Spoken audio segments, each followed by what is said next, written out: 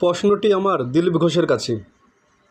তিনি বলছে নমাজ পড়তে হলে পাকিস্তান বা বাংলাদেশে যাক।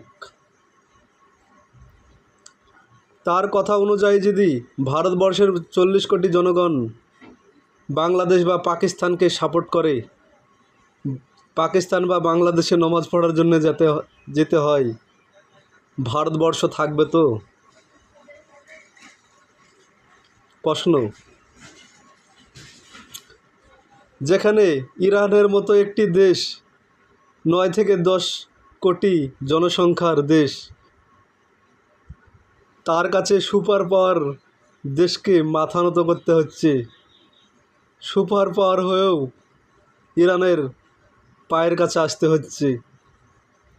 মুসলিমরা এক খোদার বিশ্বাসী,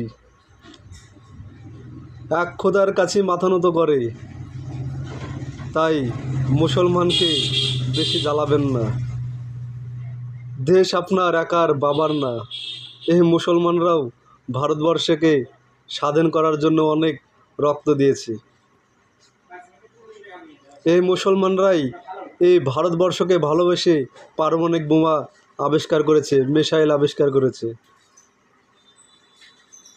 কিছু সংখ্যক যদি মুসলিম খারাপ থাকে, তাদের জন্য আইন প্রশাসন আছে। তাদেরকে যদি আপনারা সঠিক বিচার না দিতে পারেন, সেটা আপনাদের ব্যর্থ। তাই বলে ভেবে নিয়েন না হিন্দু আপনারা সবাই ভালো। যদি ভালো হতেন তাহলে মন্দির থেকে 200 কোটি টাকা লুট হতো না। আপনারা যদি ভালো হতেন মন্দির থেকে সোনার গয়না লুট হতো না। আপনারা যদি ভালো হতেন মন্দিরে নিজে নিজে গোমাংস ফেলতেন না।